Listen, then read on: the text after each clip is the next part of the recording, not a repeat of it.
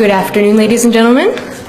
I'm Lydia Mashburn, Policy Director for Chairman Ron Paul's Subcommittee on Domestic Monetary Policy. On behalf of the Congressman and his office, I'd like to thank you all for coming to our concluding lecture on the basic principles of money.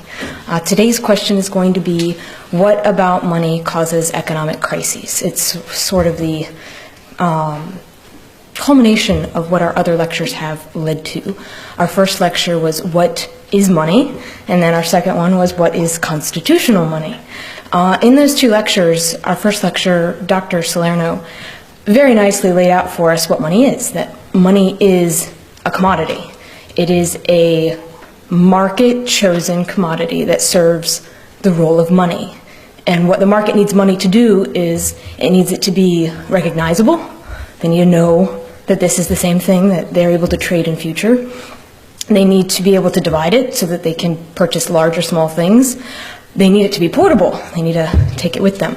Cattle as money didn't work out very well because it's a little difficult to move them from one place to another. And then one of the pinnacle faculties of money is that it has a stable value. You need it to maintain the value for which you exchanged it for. Which then brought us to our second lecture, where Dr. Vieira talked to us about constitutional money. The Founding Fathers wanted us to understand, or wanted us to keep, stable money. And it had turned out that the market had chosen gold and silver to fulfill money because it filled all those other properties of divisibility, portability, recognition, and stable value. So they set up in the Constitution certain provisions to maintain what the market had chosen as money, because they had already experienced through the Revolutionary War and then under the Articles of Confederation some terrible experiments with paper money, where it did not retain its value because you could increase it at whim. Dr. Vieira sort of took us through, I think, roughly 200 years or more of history and showed how, over time, that stable value of money has eroded legally and got us to the point where we are today, where we are now able to talk about what happens when your money loses its value. So while it's terrible that over time your money does lose its value, what's even worse, or I don't know if it's even worse, but it's not good, is that it also can cause booms and busts in an economy. It causes economic crises. And that's what brings us to today's question. What about money causes economic crises? Which is why I'm delighted to say that we have Peter Schiff to answer this question for us. He's CEO and president of Euro-Pacific Capital. He's a financial analyst. He's an author. I think most importantly, though, at least to me, is he was one of the few financial analysts to predict the collapse of the housing bubble. Everyone else was like, housing prices have gone up. They just keep going up. It's never historically dropped. And he said, look, it's going to collapse because it's not sustainable, because he understood what it was about money that caused these bubbles in the economy, and he knew it was going to collapse. Analysts running the gambit laughed at his face. And when he was proven correct, we're now left picking up the pieces. But unfortunately, we still are not understanding what it is that caused the crisis to begin with. So our policy prescriptions are kind of off base in terms of dealing with the aftermath. So I'm delighted to welcome, and I hope you will join me in welcoming, Peter Schiff.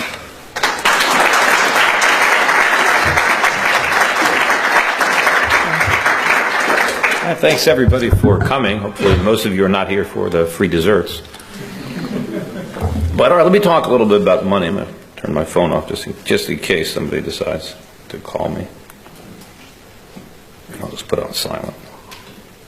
Anyway, everybody else, I guess, can do the same thing.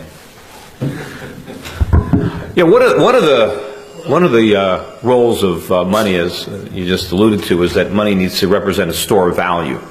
And the reason that that's so important is because that facilitates savings. Right? You're not going to save money if you anticipate that its value is going to erode over time. So you need something that has a store value. And the reason savings are so important in a market economy is because, contrary to the conventional wisdom, spending is not what grows the economy. People who believe that are basically putting the cart before the horse. What actually grows an economy is the opposite of spending. It's underconsumption, it's savings, it's the money we don't spend that makes the economy grow. Because when we don't spend it and it's saved, that money is available to finance capital investments, business expansion, job creation, all the things that grow the economy flow through from savings. You know, a popular refrain, you know, with the Occupy Wall Street crowd, when they say, you know, the businesses don't create jobs, you know, when you say we're going to tax the job creators, they say, no, the job creators are the consumers, because they're the ones that are spending the money. And they say, well, if there were no customers, then there would be no businesses. But, of course, what that theory overlooks is, where do the consumers get the money? Right? They get it from their jobs. So you can't say that consumers create jobs when you need jobs to have consumers. So it's the other way around. And what gives the consumer purchasing power is his productivity. Right? If everybody just had a job from the government and the government printed money and gave it to people, that wouldn't, you know, there'd be no demand because there'd be no supply. There'd be nothing to buy because nobody would be working. What creates the purchasing power is the production. And the production comes from productivity. And what makes workers productive is capital. It's the tools and the equipment that they have. If they were simply using their hands, they couldn't produce nearly as much. And all of that capital, all of those tools are only here because of savings. So savings are very important. And also, savings help determine the rate of interest. Because interest rates are a very important aspect of money. Because interest rates represent a price. And like all prices, they are determined by supply and demand. The supply is all the savings. The demand is all the people that want to borrow money, whether it's businesses, whether it's college students, someone wants to buy a car, the government. Everybody borrowing money is competing for this store of savings. Because for every dollar borrowed, somebody had to save that dollar. Somebody had to not consume and put that dollar in savings so that somebody else could spend it or invest it. And so if you have a lot of savings, right, then you're going to have lower interest rates because the supply is going to be greater. And what does that mean? If there's a lot of savings, what economic signals is that sending to the market? If people are saving a lot of money, what that says is that people prefer future consumption to current consumption. Because after all, when you're saving money, you're just deferring consumption. Every dollar you save is going to be spent eventually, except you're not going to spend it today. You want to spend it tomorrow. And hopefully you'll spend the dollar tomorrow plus all the interest that you earned over time. And so it sends out signals that if there's a lot of savings, that there's low interest rates, and then of course the economy will react, investments will be made based on the fact that consumption has been deferred to the future. And also, you know, one of the reasons that people might save in a free market economy is, in a free market economy, contrary to, again, the conventional wisdom, prices go down. Right? The natural tendency in a free market is deflation. Prices go down. Prices went down for almost the entire history of the United States until the Federal Reserve. You know, our grandparents will tell us stories about how cheap things were when they were a kid. Well, their grandparents or their grandparents' grandparents told the opposite stories. How expensive things were when they were a kid and how much cheaper they are now. And the politicians try to tell us that, no, inflation is a good thing. Money losing value is a good thing because the economy would collapse if prices weren't rising. They try to make us feel that falling prices would be a disaster, when of course it's the opposite. Falling prices are a reward for capitalism. They make wages more valuable. They make savings more valuable. You know, the argument is that, well, if prices are falling, nobody is going to buy anything. They'll just be waiting for lower prices, and of course that's absurd. We all have cell phones. You know, we all have laptop computers, we all have plasma TVs. The prices for those items are falling all the time. That doesn't stop people from buying them. In fact, it encourages people to buy them. If cell phones were still as expensive as they were when they first came out, nobody in this room would have one. The reason that we buy them is because the prices are coming down. So it's the exact opposite. Falling prices create demand. It's not the other way around. But that's another reason that people save. If you save your money and money gains value, you can buy more stuff in the future, not only because you earned interest, but because things got cheaper, the money became more valuable. So if you have a lot of savings, you can have low interest rates.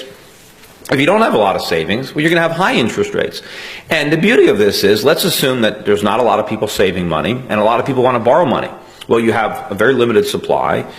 You have a lot of demand. What happens to price? Price goes up. So interest rates go up. Higher interest rates discourage people from borrowing because it's more expensive, and they encourage people to save.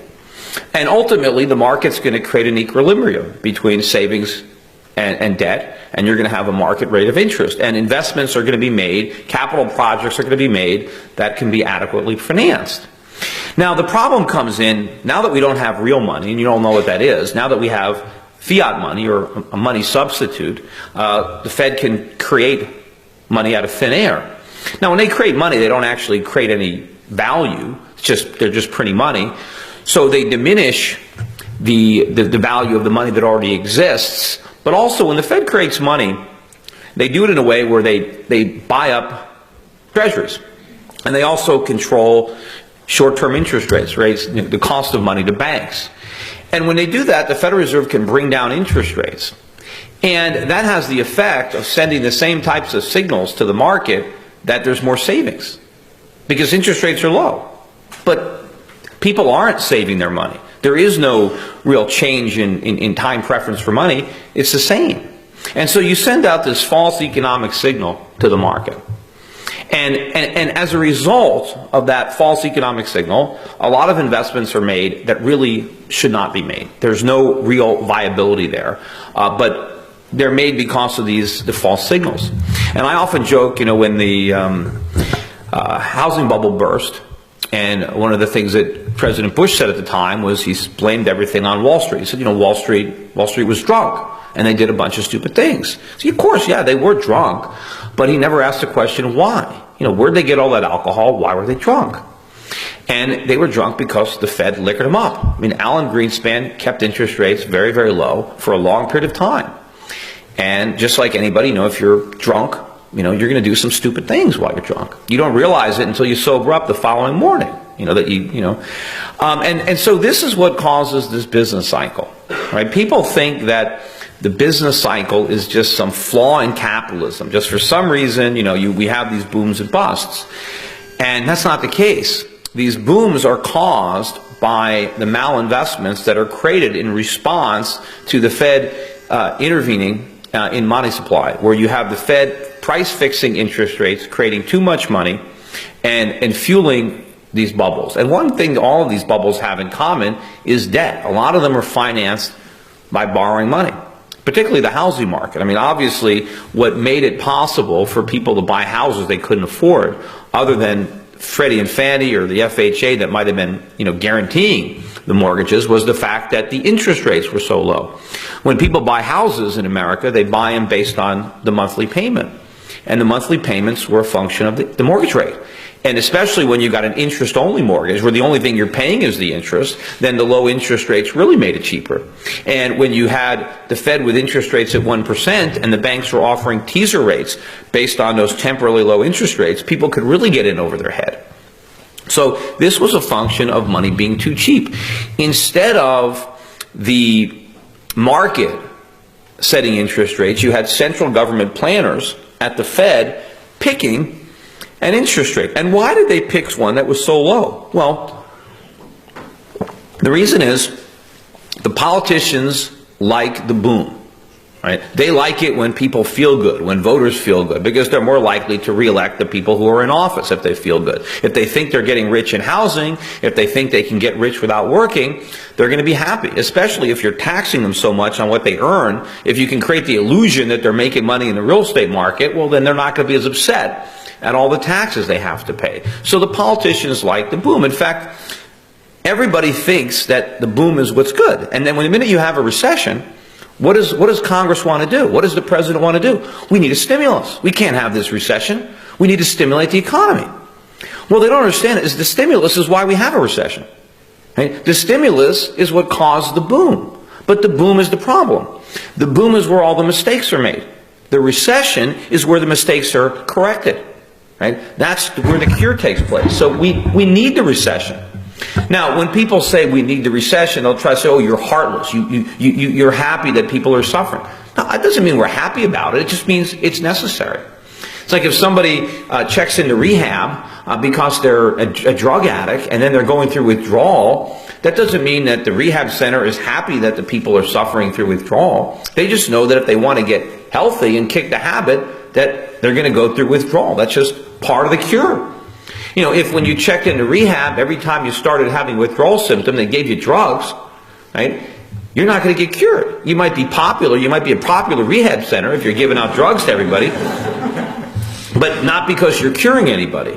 And so what happens is the minute the narcotic of the cheap money begins to wear off, right, and we realize the mistakes that we made, people are like, you know, I can't believe I bought that condo. You know, I can't believe, you know, how do I buy that internet stock? You know, you don't see this when it's the mania, but their interest rates eventually rise, and the mistakes. And so what happens during the recession is the market tries to correct all these imbalances, because during the boom, resources are misallocated. Capital, labor, right, is misallocated. In the housing bubble, right, too much capital went into building homes, remodeling homes. Too many people were buying all sorts of furnishings for their homes, buying cars based on home equity loans. Too many people were working in the mortgage industry, in the finance industry. There were, you know, people had jobs where they shouldn't have gone. Because the whole idea behind an economy is to allocate the resources, which include labor, but capital and land, in a way to maximize productivity, to maximize our enjoyment and our utility from these resources, so that we can have a rising standard of living. But if capital and labor and land are where they're not supposed to be, right, you have to correct that. And what does that mean? What happens when the bubble bursts? Well, people that made bad investments lose money. People that have jobs that they shouldn't have, you know, they have to lose those jobs so they can get other jobs. You see, a lot of times in Washington, people don't differentiate between jobs. They just think as long as people have a job, it's okay, right? If somebody has a job digging a ditch and someone else has a job filling it back up, as far as Washington is concerned, they're both employed. But they're employed doing what? What do you have to show for the labor? Nothing. You know, you filled the hole in the ground. You have exactly what you had before they started. We don't want jobs because we want jobs. Jobs are not an ends.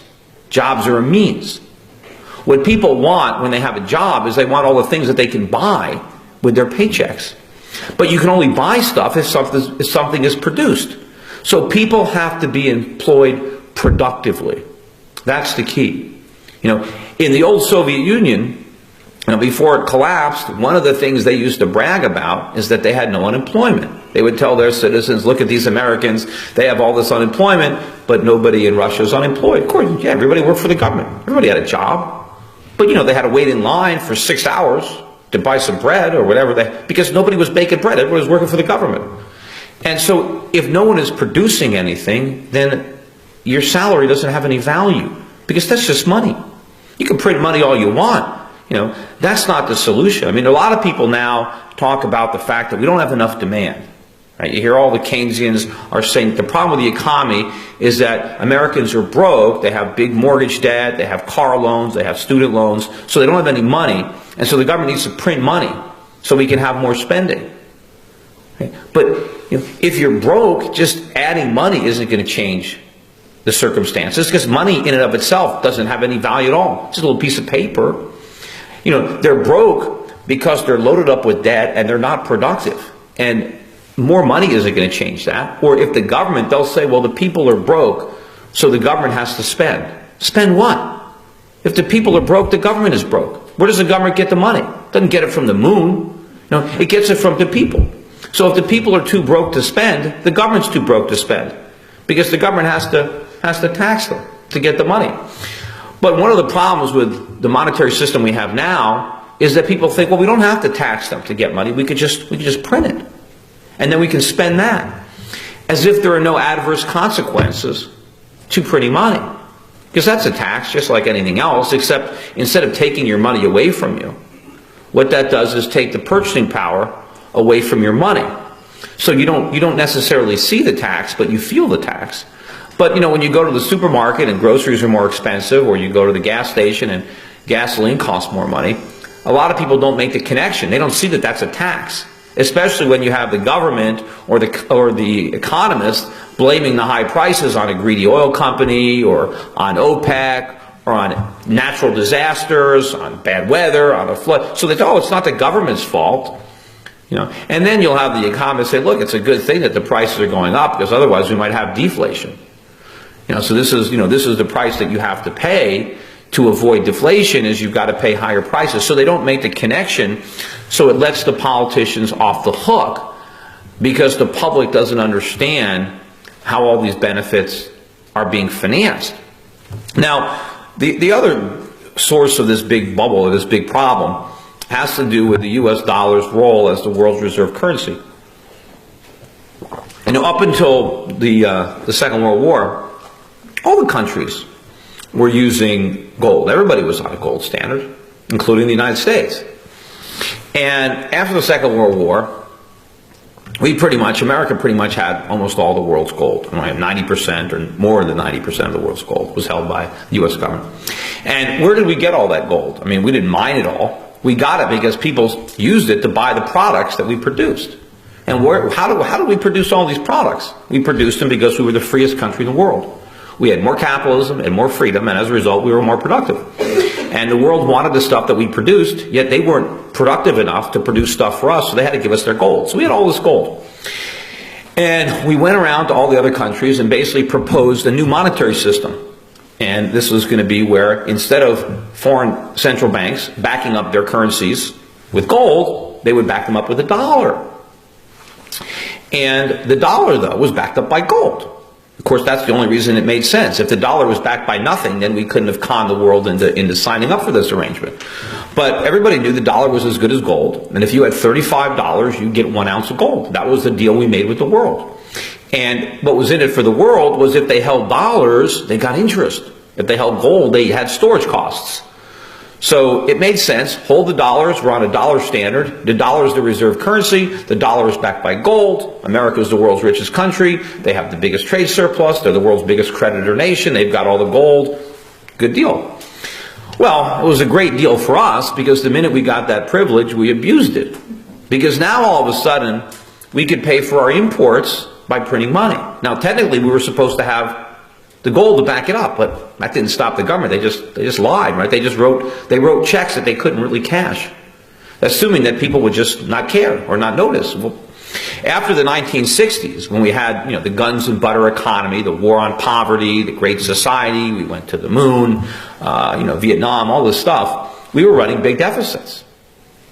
And some of our creditors began to notice this and realize that we couldn't possibly have enough gold to back up these IOUs, which is what the Federal Reserve notes were. They were promises to pay real money. The real money was the gold that the Fed had in its vaults. So, rather than acting responsibly, rather than devaluing the dollar and allowing a deflation to occur, and cutting government spending and doing the right thing, the politicians did the expedient thing, but almost an unthinkable thing, and they defaulted. Nixon basically told our creditors, we promised to give you gold for your Federal Reserve notes. We're now going to give you nothing. You can hold on to them if you want, but you're not going to get any gold. And, the world should have gone back on a gold standard at that point, right? But they didn't. Now, they marked the dollar down rather dramatically. The dollar was marked down by about 2/3 during the 1970s. The Deutschmark, when the 1970s began, you can buy 4 Deutschmarks for the dollar. At the end, you can get about 1.5. The Swiss franc went from like 23 cents to 75 cents. The yen used to get 360 yen to the dollar. Later in the decade, it was down to like 150. Of course, it's a lot lower now, but that was a big drop during the 1970s. Oil prices went from $3 a barrel to $30 a barrel. That's why oil prices went up. It wasn't because of the Arabs. It was because of Nixon. It was because of what the government did. It was all the money we printed. Money lost value. Oil prices didn't go up at all. But in terms of a depreciated dollar, oil went from $3 a barrel to $30 a barrel. And gold prices went up from 35 up to over 800.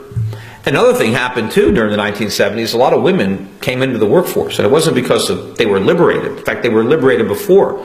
But as a result of all this inflation and all these taxes, their husbands could no longer afford to support them, so they had to start working.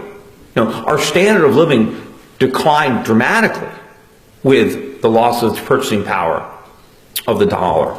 And in fact, I mentioned that oil I often use as an example. I think I even used it in that congressional testimony when people say, oh, oil, gasoline prices are so high now, we're paying almost $4 a gallon. These are, record high prices. See, they're not. They're actually lower than they were in the 1950s.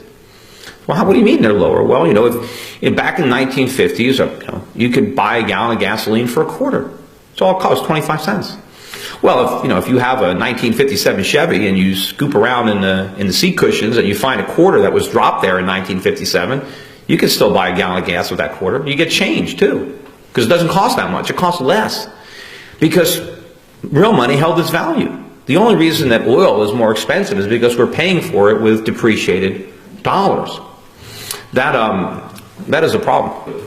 The standard of living went down dramatically after the 1970s. But even though the world marked down the dollar, after it collapsed, it stabilized. It stabilized when Paul Volcker came in and interest rates went up to 20%. Ronald Reagan came in promising to reduce government and lower regulations and cut government spending. And that created some confidence in the dollar, and it kind of stopped the hemorrhaging. And the world then began to continue to function. The dollar was still the reserve currency, even though it was backed by nothing. And that is the problem, because the whole idea is if the Deutschmark wasn't backed by gold, it was backed by the dollar that was backed by gold. But if the Deutschmark is backed by the dollar and the dollar is backed by nothing, then the Deutschmark is backed by nothing. So that's when basically we embarked on this giant experiment that has failed every time it's ever been tried in fiat money. The whole world is on this fiat money system. But of course, once the world knew the dollar was backed by nothing, now it was so much easier for the government to run deficits. Much easier than when they had to pretend it was backed by gold. At least back then, when Lyndon Johnson was doing this, he had to worry that somebody might figure out what was going on. But once we basically told the world, you're going to get nothing for your dollars, then there was no limit to how many we could print. And that's when the U.S. economy began this massive transformation from the world's biggest creditor to the world's biggest debtor, from the world's biggest manufacturer of low-cost, high-quality stuff. I mean, all the low-cost merchandise was made in America. Everything, even though we paid the highest wages in the world. Right? If something was expensive, if something was imported, that meant it was expensive. People used to brag about the fact that they can afford to buy imports. If you bought imported products, it meant you were rich, because everything that was imported was expensive. All the bargain basement stuff was made here. And it wasn't because we had low labor costs. We had the highest labor costs in the world. But our workers were the most productive because they had the most capital. They had the most tools and the most equipment. And our businesses had the fewest regulations. So it was freedom that made us prosperous. But all that changed, and we began to live off the printing press. Because when the dollar could be just printed out of thin air and the world is going to take it, we can buy all these products from our trading partners for nothing. When the Chinese are making things for Americans, they need land, labor, and capital. People have to work hard in factories to produce stuff. What do we give them in return? Just some money that we ran off a printing press. And what do they do with it? Nothing. They can't even spend it. All they can do with it is loan it back to us and buy treasuries. And then what are treasuries? Just more dollars. And a lot of people, again, they confuse this. They think that the Chinese are benefiting from this relationship. They're not gaining at all. We're benefiting, right? We get all the stuff and they get all the work. Well, what good is the work without the stuff? See, we're trying to say, well, they get jobs. Well, so what? The slaves had jobs. It wasn't a good deal for the slaves. These jobs are not a good deal for the Chinese if we get all the stuff that they produce. Right? They're working. The whole idea behind exporting is not to create jobs. It's really to eliminate jobs. I mean, the reason you export is to import something else, right? Because you want to consume. And how do you consume as much as possible? Well, if there's something that you can do really well, that you can make more efficiently than somebody else, rather than try to make everything, you just make the things you make best, and then you trade for the things that other people make better than you. But the whole reason to export something is so you want to buy something else. You don't export just so you can have a job. You're just wasting your labor. Now, what happens when we trade with the rest of the world, they send us stuff, and what we basically say is, well, I got nothing for you. But I got an IOU, dollars, you take the IOU, and they take it because it's the reserve currency. And maybe in the back of their mind, or I guess in the front of their mind, they figure that one day they can use it to buy something. But meanwhile, what are they going to buy? What are we making? Every year we make less and less stuff that they want. The stuff that the Chinese want to buy is all made in China. I mean, that's where the stuff that we want to buy is. But this whole thing is maintained. But now we have this entire bubble. We have this entire phony economy that is now predicated on Americans borrowing money that they didn't save to buy products that they can't afford and didn't make. And this whole thing is phony. And all of our economic policy is designed to sustain this. Nobody wants to allow it to be corrected, because the correction happens in a recession. We have a lot of problems. The biggest problem in the U.S. economy is that interest rates are too low. Interest rates have to go up. We're never going to have a recovery. We're never going to have real economic growth. We're never going to create productive jobs unless interest rates go up. But that's going to be very painful because we're so overly indebted. What's going to happen when interest rates go up? Well, banks are going to fail. And they're not going to be able to, that next time we can't bail them out. What's going to happen to the housing market? It's going to go down more. It needs to go down more. That's part of the correction. Prices were too high. They're still too high. What about the government? What's going to happen when interest rates go up? Well, the government is going to have to dramatically reduce spending. In fact, they might have to default on the bonds they've already sold. Because the only reason the government can pay the interest on the debt is because the rates are really, really low. Well, what happens when rates go up? Well, they can't afford it. We can no more afford to pay our bonds back than the Greeks can. For a while, interest rates in Greece were at record lows, and the Greeks had no problem. But then interest rates went up, and now you have a crisis. The same thing is going to happen here. Now, there are people that think, well, that'll never happen because interest rates are never going to rise. Well, that's just impossible. They have to rise. What is the consequence of keeping interest rates artificially low? We continue to screw up our economy. Instead of allowing market forces to correct the imbalances, we make the imbalances bigger. Right? The more we stimulate the economy with the toxin, because that's what the stimulus is. It's a toxic sedative, and eventually you overdose on it.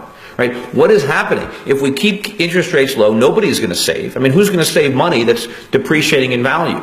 Right? So you're going to destroy your savings. You're going to destroy the ability of the economy to generate capital, to generate growth or production. You're going to create massive inflation. Now, the government can lie about inflation for a while. They can hide it behind these doctored up CPI numbers that are so mechanized, or they're so manipulated. Not there's a conspiracy, but the formulas that they use to calculate prices going up are flawed. They're deliberately engineered to get a low number. I mean, that's why they're there. But of course, when they're measuring prices, they're not even measuring inflation. They're measuring an effect of inflation. But at some point, the inflation is going to be so pronounced that its effect on prices is going to be so great that the government is not going to be able to pretend that it doesn't exist. And then at that point, interest rates are really going to have to rise. And then it's all going to hit the fan. And as I said, that's when the banks are going to fail. And, the next time the banks fail, if the Fed is doing the right thing and raising rates, that means not only do the banks fail, not only do the bondholders lose money, but the depositors lose money. Because if the government is having trouble paying its own debts, how's it going to bail out the FDIC? Where's it going to get that money? So there are tremendous losses. All we're doing now, all of our policy is designed to postpone the day of reckoning beyond the next election. That's all Congress cares about. How can we get through 2012 without it hitting the fan? And they don't care that the policies that they're pursuing are just making all the problems worse. And when we look at the economy, and people say, oh, the economy is growing. Look at the GDP. The economy's not growing. We're spending more borrowed money. That's not economic growth. Look at the debt. In the last few years, right, since Obama's been president, look how much the debt has skyrocketed. It's grown by much more than the GDP. So all this consumption has been financed with debt. It's not real prosperity. It's phony. It's like looking at half of a balance sheet. You're looking at the assets and you're ignoring all the liabilities. Or on an income statement, you look at the income, but you don't look at the expenses. We are not better off because the GDP went up. We're worse off. Where'd that money come from? We borrowed it. And what did we do with it? We spent it on consumption. We didn't invest it. We don't have more plant and equipment. We blew it. Right? The government spent it. The bubble that we had as a result of the cheap money that the Fed created in the 1990s, that inflated a stock market bubble. When that bubble burst, Instead of letting the market correct the problem, we deliberately gave us more stimulus, and that created the housing bubble. When that bubble burst, instead of, again, sucking it up, admitting that, gee, we really screwed up after the last bubble, let's do the right thing now, let's let the market run its course, instead of doing that and taking a more painful recession, which was now necessary because we didn't take our medicine the first time, they did the same mistake, and now they're inflating a government bubble. The government bubble is bigger than the housing bubble. It is bigger than the stock market bubble. You know, and it's going to burst. It's no more sustainable than the previous bubbles. And you can see it in the bond market. You can see it in the currency market. But the real crisis that's coming, and then I know I've been talking, we'll take questions. The real crisis that's coming as a result of the fact that we no longer have sound money, that we've been printing all this money and running all these huge imbalances, is a sovereign debt crisis, a collapse in the U.S. government bond market, a collapse in the dollar on a much grander scale than what we see playing out right now in Europe. And if you remember, when the housing bubble first began to crack, and the signs showed up first in the subprime market, all the experts, everybody, you know, from the administration down to Wall Street, was on television reassuring everybody not to worry, that it was all contained. It was just a subprime problem, tiny little problem, don't worry about it, the market is sound. Of course, at the time I was saying that that's not true. It's not a subprime problem, it was a mortgage problem. That we were just seeing the symptoms first in subprime, but the symptoms were there. And it wasn't even about contagion, about spreading. Everybody was already sick. It was just a question of time before the symptoms showed up. Well, the same thing that's happening with sovereigns. This is not an Italian problem or a Greek problem or an Irish problem. It's a debt problem. And we've got more debt than Europe. Just because we can print money and we have the world's reserve currency doesn't mean that we're immune from these laws. Right now, I think, this is a time in history where the sovereigns are being held accountable. You know, just like the Italians or the Greeks have borrowed more money than their citizens can repay, American government has borrowed more money than Americans can possibly repay. And, you know, we're not going to pay the debts off by raising taxes on the 1%. Yeah, I mean, we can't even do it by raising taxes on the 99%, as if we can even extract all that revenue. You know, it's going to have to come through a restructuring. It's going to have to come through a default, one way or another. And there's two ways that can happen. We can legitimately default. The Congress can level with its creditors and say, look, we're not going to pay 100 cents on the dollar on these treasuries. It can level with people who are expecting a government pension or a Social Security check and level with them and say, look, the money's not there. We can't pay you everything that we promised, and we'll come up with some way of means testing it or doing something so that we can make do with less. Or they're going to inflate the currency into oblivion. And it won't just be not worth a continental, it'll be not worth a Federal Reserve note. Because one way or another, the people who loan money to Americans are going to lose. The savers are going to lose, the creditors are going to lose. Either they're not going to get their money back, or the money they get back isn't going to have much value. But the problem is, the longer we wait, the worse it's going to be for everybody, and the more damage that we do to our underlying economy. Because the longer we allow these malinvestments to build up, right, the bigger the impact when they collapse, and the harder it is to restore balance. And part of that would be going back to sound money, going back to a gold standard. I'm confident that the world is going to go back on a gold standard. The question is, how much longer is it going to take, and how high is the price of gold going to be when that happens? But if we go back on a gold standard, then we will have discipline again in Congress, because Congress won't be able to spend money unless they can extract it from the taxpayer. They're not going to just be able to print money. We're not going to be able to run all these trade deficits. If we want to import, we're going to have to export. If not, we're going to have to settle our accounts with gold. And if we can't mine the gold, and so that is what's going to bring everything back into balance. You know, the longer we wait to do it, the more mistakes we make in the interim, the harder it's going to be. And the real threat to our liberty is that this real crisis that's coming, and the economic collapse that's coming, and the financial crisis is going to be much worse than 2008. The problem is, all these problems result from government. They result from government meddling in the economy. All these distortions that the regulations and the subsidies and the money printing create. But the government is very successful at blaming capitalism for the problems that it creates. It mixes capitalism with socialism, and then it causes a problem, and they say, you see, capitalism doesn't work, we need more government. And then they get more government, then we get more problems. Well, this is going to be such an enormous problem that we might end up with total government.